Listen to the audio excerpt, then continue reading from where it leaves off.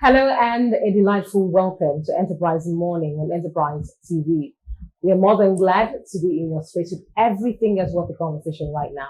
I'm Chinyere Ibiodu. And I am Henry Igwebike. That's right. We head straight into our newspaper segment, but not without first inviting you to be a part of our community and have a say in what we say.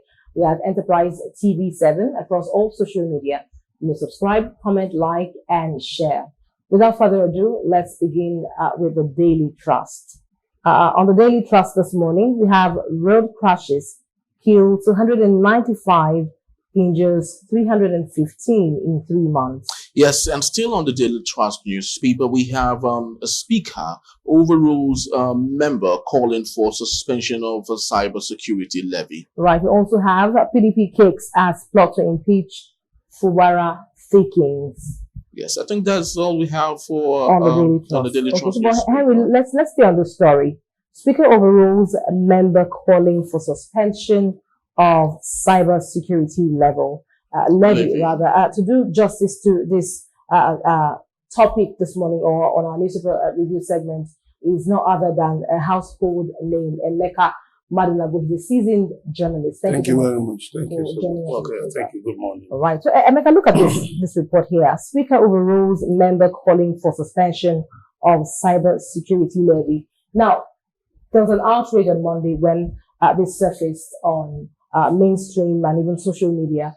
Some people have referred to this as anti-people, calling the government of the day a government that's quite insensitive at a time when Nigerians are grappling with the cost of things. I mean, hydra-headed challenges. Do you think this is timely?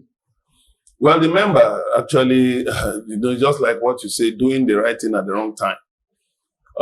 This cyber crime levy has been in that act since 2015. You see, that's why some of us asked the National Assembly, remove your hands from things like constituency projects, commissioning boreholes and all. That is not your primary responsibility. There are a lot of laws that contain provisions that are anti-people. Go through these things and help to expunge the obnoxious sections. Instead of getting concerned with building primary schools, opening roads, sharing bags of rice, that is not the job of the legislature. We've said it time and again, and now that's why you see that this thing has been in the law. No member of the National Assembly said anything. No member of the National Assembly said anything. Until the government now decided to implement it, then all hell was let loose. When the National Assembly somebody should have looked at it and said, okay, should this levy be placed on the people? Yes or no? Call for a public hearing. Also, the media, the Nigerian media is to blame. The CSO, civil society organizations, are also to blame. Because this thing has been there. They did nothing about it. So, we must get away from all the mundane issues, the daily grind that the media and CSOs get involved in, and begin to, go through our laws to see areas that are anti-people, so that we can start, like they say, proverbially, looking for the black goats in the daytime. So now it is there.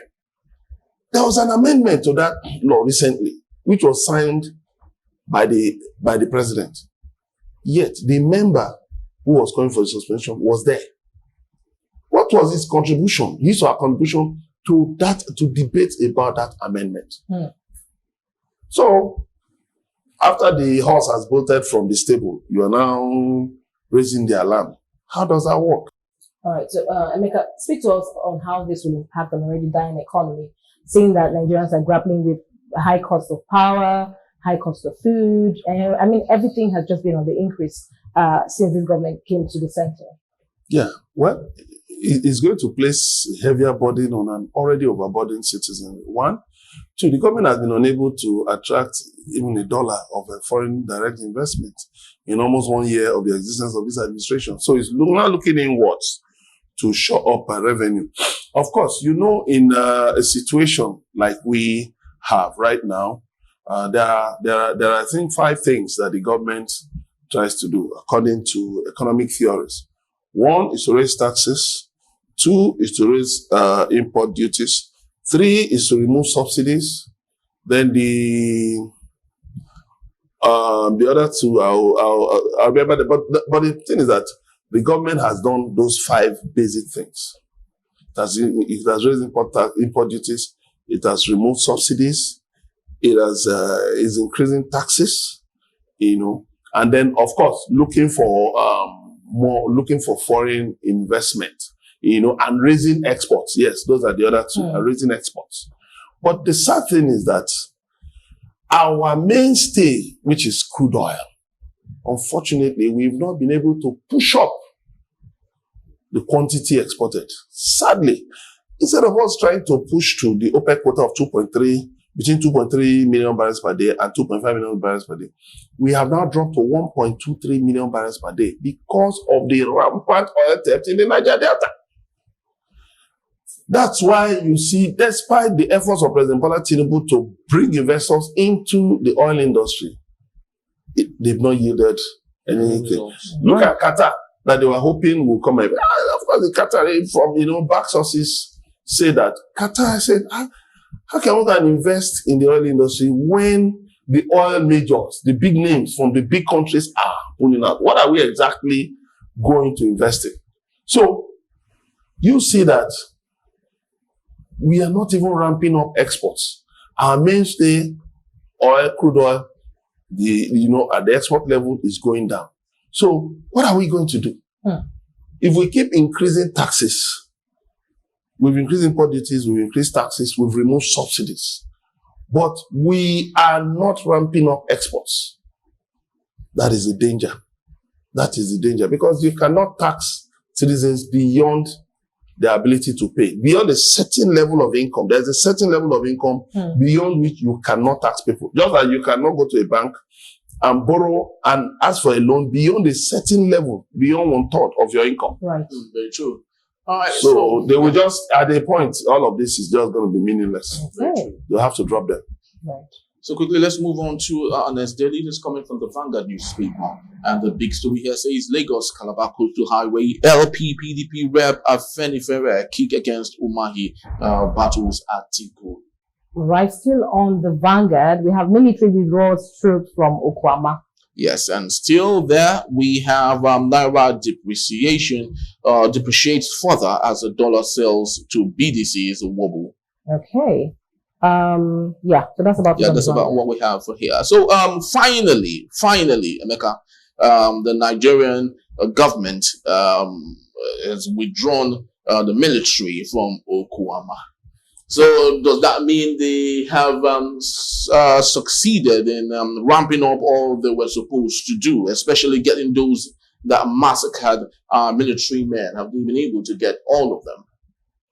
Well, sadly, Okwama bore the brunt of the military's overreaction to the attack on and killing of some of his personnel. Of course, we have said it that the killings of those military personnel was condemned, was condemnable. But again, you do wrongs will make it right. You don't correct a wrong by creating another wrong. The military, by invading Okwama and some other neighboring communities and devastating Okwama particularly, now made it the complainant, the prosecutor, and the judge in its own matter. And the president, Rostam, overreacted too by saying the military should go all out. To do what? To devastate his own citizens that he's supposed to be, he's supposed to be leading. Look at what we've found now. The military has set up a board of inquiry. The people of Okwama have gone to court seeking 200 billion naira damages, for the devastation of their territory. Now, who's going to win in all of this? It has only shown that we have not been able to develop robust civil-military relations. So the military is still behaving as if it's still in the military era. brutalizing citizens, shooting, killing. Security agencies engaged in impunity, unlawful, extrajudicial killing of citizens.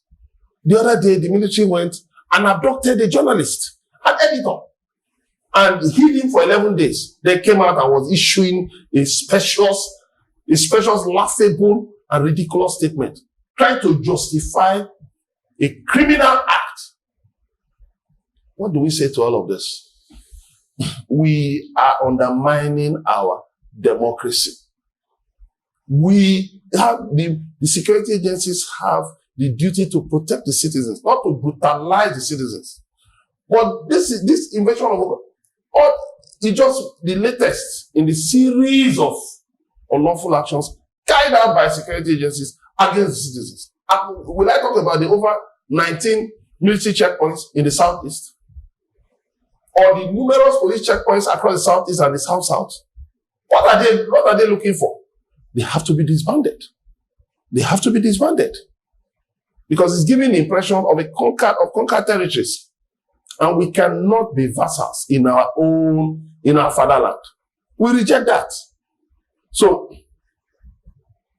the military should step aside and allow the police and an independent body made up of CSOs to invest, and then the Delta State government to investigate what happened in Okwama. Because the military is an interested party, and you cannot be trusted to give an impartial verdict in a matter in which you are an interested party. So that is the minimum standard to ensure that this Okwama incident does not repeat itself. All right. True. Thank you so much, Emeka Madunagu. Let's just look at the Daily Times, Henry, to see what we have. This story appears to be cherry of some sort. Lagos government announces 40% rebate on payment of duties and permit. And then someone might say that this is working at cross purposes with the federal government, increase taxes. Rebate on what? On payment of duties and permits. Lagos State government? Yes, please. Yeah, you have to calculate what 30% means.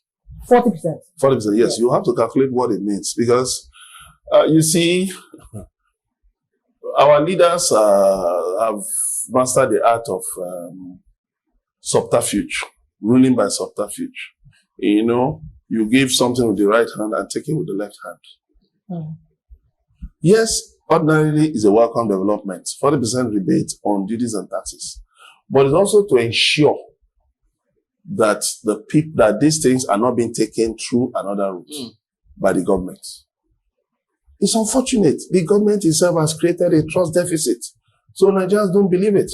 Can you imagine in the same week that it was rumored that government was thinking of bringing down the price of PMS, petrol, to 350.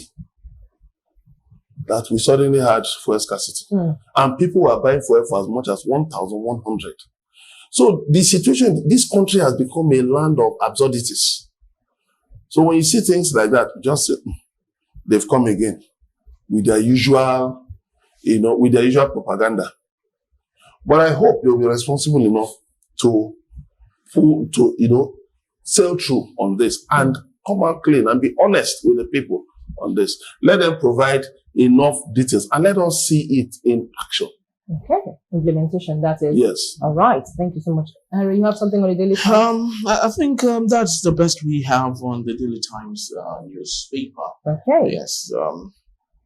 All right, so I'd love to say a big thank you to Emeka Madunagu for being part of the show today. Thank you, Emeka. Yes, so when we return, more voices call for the release of detained journalist Daniel Ojukwu. That in a bit when we come back. Please don't go anywhere.